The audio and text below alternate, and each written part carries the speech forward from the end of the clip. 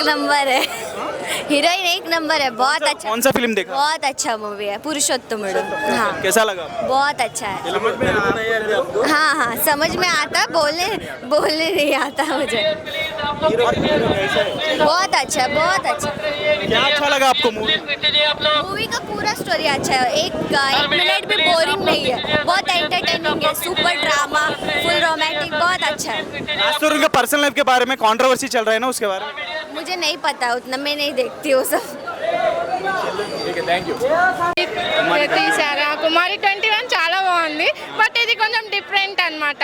So పురుషోత్తముని అంటే ఒక బుద్ధిమంతుడు, ఒక మంచి చేసే వ్యక్తి అనే విధంగా ఆయన క్యారెక్టర్ తగ్గట్టు చూపించారు. Okay right.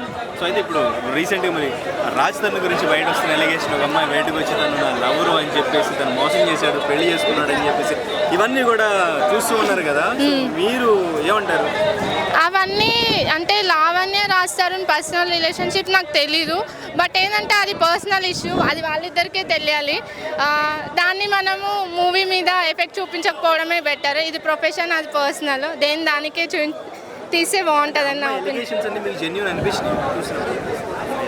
అంటే నాకు కరెక్ట్ ఇన్ఫర్మేషన్ లేదు కాబట్టి నేను రాజ్ తరుణ్ లావణ్య నేను చెప్పలేను, బట్ ఏంటంటే పర్సనల్ టాపిక్స్ ఎప్పుడు మీడియాలో పబ్లిక్లో తీయకపోవడమే బెటర్. ఏదన్నా ఉంటే లోపల సెటిల్ చేసుకోవాలి. ఈ మధ్య ప్రతి ఒక్కరు బ్రేకప్ చేసుకుంటున్నారు, డైవర్స్ అంటున్నారు, పబ్లిక్లో వచ్చి కూర్చుంటున్నారు, మీడియా కూడా వాళ్ళనే ట్రెండ్ చేస్తుంది. ఆబ్వియస్గా నేను మీడియానే, బట్ ఏంటంటే ఇవి చూసి చాలా నేర్చుకోవచ్చు, బట్ ఏంటంటే ప్రతి పర్సనల్ టాపిక్, నువ్వు తనతో తిరిగినావు, నువ్వు తినతో తిరిగినావు, ఎవరైనా తప్పులు చేస్తారు, వద్దు అనుకుంటే వదిలేసుకోండి కామ్గా. బట్ ఏంటంటే మీడియాకి వచ్చి రచ్చ చేసుకుంటే పోయేది ఇద్దరు పరువులు పోతాయి. దీనివల్ల ఏమన్నా యూజా? కొన్ని రోజులు ఒక 10 days మనం న్యూస్ అవుతాం, పబ్లిసిటీ వస్తుంది, బట్ పర్సనల్ లైఫ్ అయితే కొంచెం డ్యామేజ్ అవుతుంది, నెగిటివ్ అయితే చూస్తారు కదా, అదే నా ఒపీనియన్. ఈ మూవీకి ఏమైనా డ్యామేజ్ జరిగే అవకాశం ఉందా? అసలు లేదు. నేను రాజ్ తరుణ్ మీద డైలీ న్యూస్ చూస్తూనే ఉంటాము, ఇంటర్వ్యూలో కూడా నేను చాలా మందిని అడగడం జరిగింది. మూవీని మూవీలాగా చూడాలి, మూవీలాగా ముందుకు తీసుకెళ్ళాలి, ఎందుకంటే మూవీ అనేది ఒక బిజినెస్. సో చాలా కష్టపడి కొన్ని ఇయర్స్ కష్టపడి మూవీ తీస్తారు. సో అలాంటి వాటిని అన్నీ తీసుకొచ్చి మూవీ మీద పెడితే వాళ్ళ కష్టం అంతా వృధా అవుతుంది కదా.